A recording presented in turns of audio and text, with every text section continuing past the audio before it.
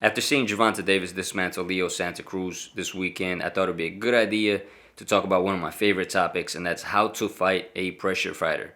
Let's dive in. The thing about pressure fighters is they're most comfortable when they're chasing you down, when they're walking you down and putting the pressure on. So what you want to do is make them uncomfortable. You want to be able to take that away from them. The first thing you want to do is get their respect early. You'll see in the fight like George Foreman versus Muhammad Ali. Ali comes out and just starts blasting lead right hands into him to try to get his respect early, to let him know you're not just going to walk through my shots. And you see this countless times when experienced fighters fight pressure fighters. They try to get their respect early. So you want to make sure to get their respect early in the fight. This way they're not just walking through your punches and walking you down. They actually have to think twice before they engage with you. One of the best ways to do this is to throw heavy shots early on, or even just the appearance of heavy shots. Something I used to do in the fights when I used to fight a well-known pressure fighter or just a stronger fighter than me, what I would do is I would come out and I would jab to the head, jab to the body, and then I would immediately throw a heavy overhand right. I would even scream like I'm really trying to take their head off, right? Let's say I shoot the jab to the body and immediately come, wah! Now this had the ability to do one of two things. If I landed the shot, it would hurt like hell and they would think twice before coming in.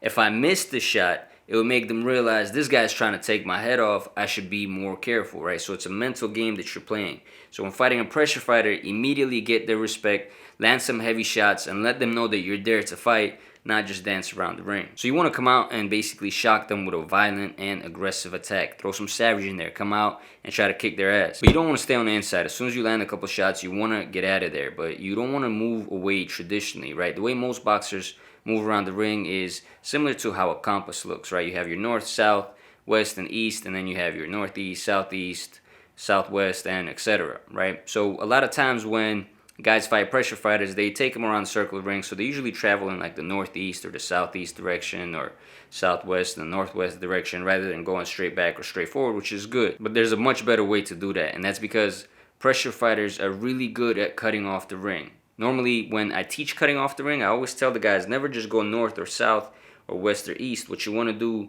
is you actually want to travel northeast or southwest, right, in the different directions in order to be able to cut off the ring. But in this case, when you're on the opposing end, the way you beat that, the way you stop a guy from cutting you off is turns and angles. You want to give him a lot of angles. So rather than just backing off like this, right, straight back or just in circular motions, what you want to do instead is maybe as soon as they throw a jab, you slip it, boom, turn completely, right? You want to go from south to east, right? Or the other way. If they shoot a right, boom, get out the way.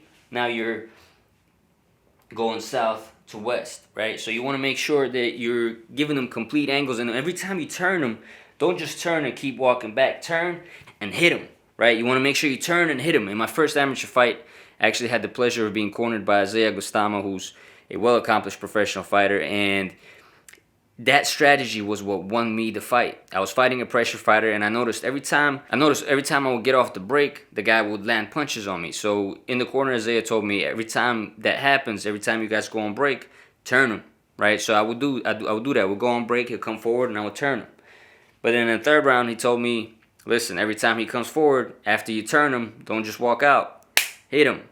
And sure enough, I started doing that, and I won the fight by knockout. And that was because I did just exactly that. Every time I turned, I hit him from an angle that he didn't see the punches coming. So that's what you want to do. You want to make sure that you turn your opponent and then make them pay for it, right? Every time they rush in with that pressure, you want to use that to your advantage. Slip one of their punches, right? You want to slip, get out the way, and then make them pay for it, right? Don't just either land one punch either. If there's an opening, if you land that first one, that means you can land that second one, that third one, that fourth one, right? Go to town before you slip out of there. Now, tip number 3 is going to be piggybacking off tip number 2, and that's because you don't want to just do that the entire fight and become predictable. If your opponent knows you're going to slip to the left or the right, they're going to have a hook ready for you, or they're going to start moving with you, right? The way that Teofimo did with Lomachenko, that footwork didn't really work well against Teofimo, and that's because Teofimo would move with him. So what you want to do is switch up your rhythms and switch up your styles of attack when you're fighting a pressure fighter, and keep them on their toes, keep them guessing, and that way they're more tentative when they're coming in. When they know that something's going to happen, when they can predict it, they're more brave about entering the exchange. But when they don't know what's going to happen, they're going to be less likely to pressure you, and now they'll be fighting at your pace rather than their own, which is much more exhausting. One of the masters of doing this is Floyd Mayweather Jr., and you'll see him change up the pace on pressure fighters all the time. What he'll do is sometimes he'll just jab, jab, cut those angles, right? And then other times you'll see him bouncing on his feet and then feinting, right? And that's after he gets the respect with his speed and his power. And so you constantly want to change things up, right? One time you want to move out the way and you want to counter them. Another time you just want to stop, boom, use their momentum against them, right? You want to constantly change up the rhythm. Don't look like the same fighter. Don't give them the same looks constantly throughout the fight. You want to make it look like they're fighting 5 different fighters in there. Which brings me to my next tip, and that's use their strength against them. What you're going to be doing is using their momentum against them, because to get to you, they have to step and punch at the same time, right? Because you're constantly backing up, you're moving around, you're giving them different looks, different angles.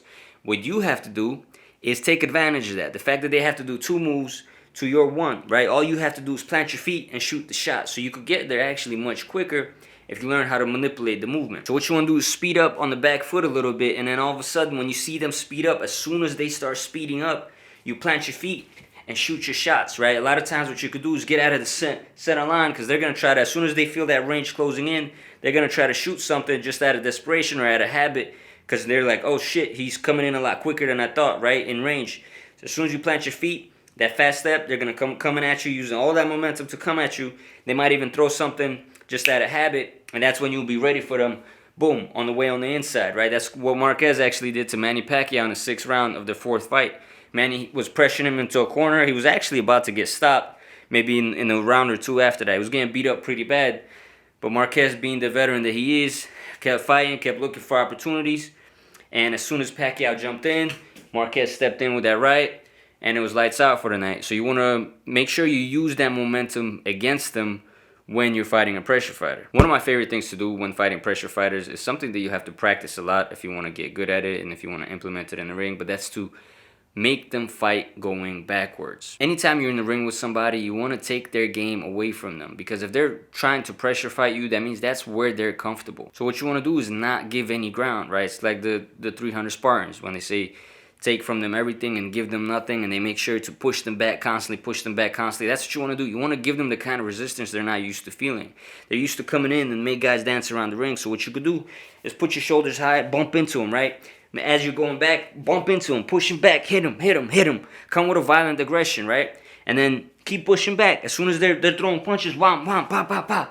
Don't get on the inside war. Stay in range. But as soon as you stay in range, come in, push them back, right? Use the shoulder bumps. Get aggressive, right? Hit them in the body. Take the wind out of them. And just keep pushing them back. Make them fight on their back foot, right? And that's going to come with heavy shots. But to do this, you got to be in excellent shape, because you're going to be pushing another man around the ring while you're hitting them, right? So you want to make sure that you are able to withstand that kind of pressure physically that you're putting on them while they're resisting it, trying to get back into what's comfortable for them. Most of the time when you do this to a pressure fighter, it demoralizes them, because they're used to bullying people around the ring. You've seen this in Shane Mosley versus Antonio Margarito, and we've seen this recently last weekend with Gervonta Davis versus Leo Santa Cruz. In the 4th round, Gervonta started walking him down. In the 4th or 5th round, Gervonta started walking him down. That's when I knew it was over. As soon as you can walk down a pressure fighter, that means they're done. They're either tired, or they can't handle your onslaught, or they're just mentally not there anymore. They're not able to impose their will or their game plan on you. Gervonta did it beautifully. He put his gloves up. He came in guard high. He was still defending himself and then shooting those shots, right? And he was just busy. He actually did what Leo Santa Cruz's plan was. Leo had a plan to wear Gervonta out, and Gervonta did the opposite. He wore Leo out. Leo was exhausted by the 5th round, right? It was a matter of time until it was over. He was walking him down, picking his shots, heavy shots. He was making it rough. He was taking a few in exchange, but he knew he was going to wear the guy down eventually, because when you're fighting outside of your comfort zone, you get tired much quicker. It's no longer the pace that you want to fight in. You're fighting at the other guy's pace. You have to throw when he says to throw. You have to defend when he says to defend. And that's the mentally draining part of it. A lot of guys, they get tired mentally before they get tired physically, and that affects their body. Once the mind goes, the body goes, and it's lights out. And remember, guys, what's done in the dark will always come to the light. So all this stuff is something you have to practice in training. You constantly have to practice this in training. So if you want to practice, for example, how to defensively walk down a pressure fighter, get on the treadmill. Set it on like a pace of 1 or 2, a really slow pace. Get in your boxing stance and let that treadmill guide you forward, right, while you defend and slip shots. and throw shots, right? It will teach you how to walk down. You'll actually see after about 15 minutes of doing this, when you get off, you'll be better at walking your opponent down, but still in a sharp defensive stance, not in the way where you're reckless and coming in and eating shots, right? You still want to be sharp, walk them back, push them back, real dirty style, like Andre Ward style of fighting that can help you break down a pressure fighter. Make sure to practice all these in sparring constantly. Every time you spar, pick one goal that you want to work on in terms of fighting a pressure fighter. Is it going to be your turns and angles? Is it going to be getting the respect early? Is it going to be walking them down and trying to push them back, right? You want to pick these different things that you want to work on, but you want to pick one thing to focus on in sparring. Don't focus so much on winning the sparring match. Instead, you want to focus on improving your skills, because the winning is what's got to happen come competition time. Sparring is how you refine those tools that'll help you win those fights. As always, hope you guys enjoyed the video. If you did, hit all those YouTube buttons. I'm Sean with Brawl Brothers, and I'll brawl with you guys next time.